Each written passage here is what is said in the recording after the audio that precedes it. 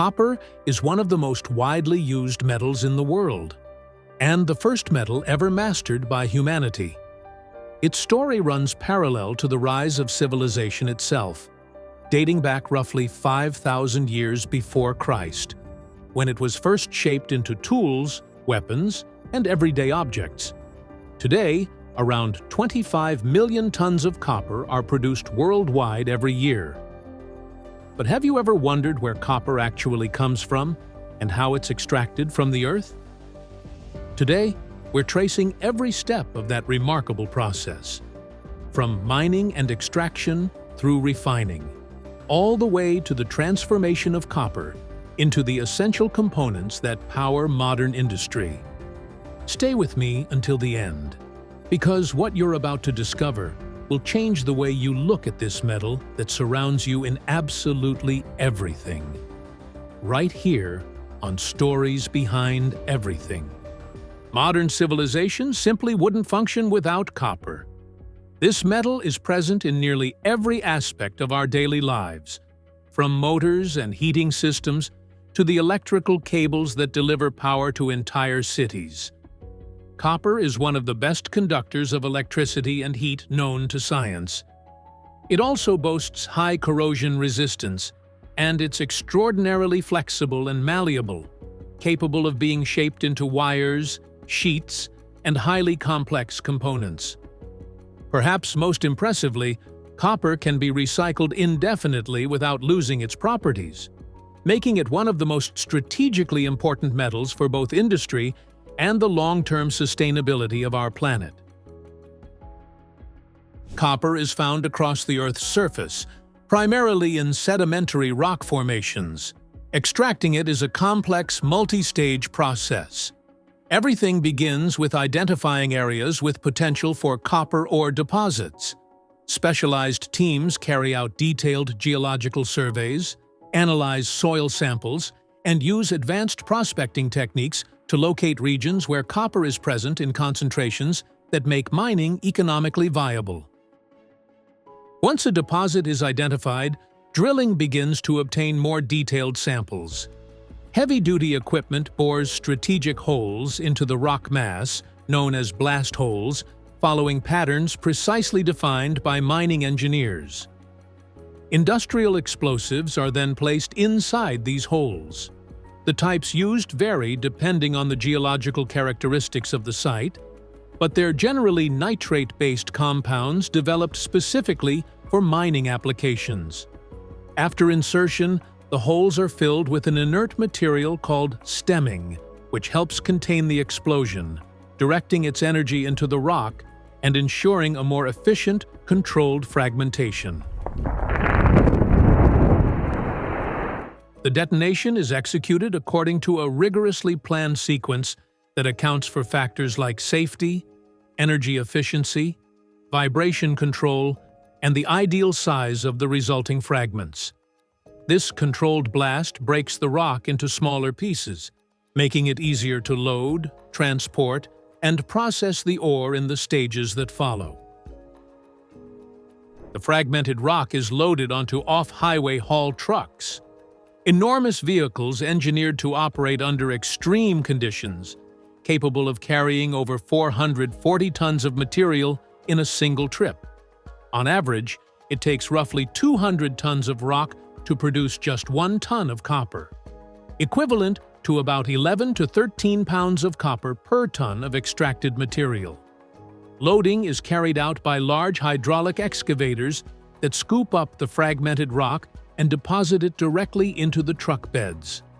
Once loaded, the trucks travel up spiral ramps cut into the walls of the mine, specifically engineered to handle their massive weight.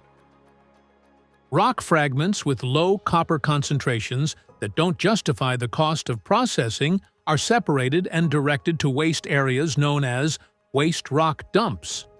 Ore with an economically viable copper content, above 0.3%, moves on to the beneficiation stage, where it will be prepared for the processes that separate copper from the surrounding rock. Beneficiation begins with crushing, where large rock blocks are broken down into smaller fragments by industrial-scale crushers. The crushed material is then carried by conveyor belts to the processing plant, where it undergoes grinding, carried out in large industrial mills loaded with iron balls that reduce the rock to extremely fine particles. During this stage, the ore is mixed with water to form a slurry, which makes it easier to transport and control particle size. This step is critical because it liberates the copper minerals from the rock matrix they were bonded to.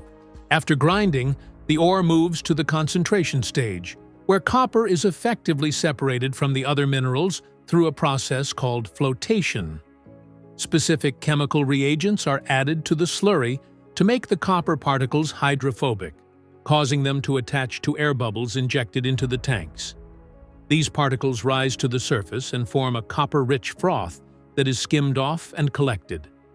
The result is a copper concentrate with a significantly higher metal content than the original ore, but it still contains impurities and requires further refining. That final extraction is achieved primarily through two methods: smelting, which uses high temperatures to separate the metal, and leaching, which dissolves the copper using chemical solutions before final refining. In leaching, the ore is stacked in heaps or placed in tanks and treated with an acidic solution that dissolves the copper present in the rock. The dissolved copper is then separated from the solution and recovered through purification stages, yielding high-purity copper ready for industrial use. In the smelting process, the copper concentrate is fed into industrial furnaces and heated until it melts. During this heating, the copper separates from the impurities, which combine and form a slag that floats on top of the molten metal and is removed.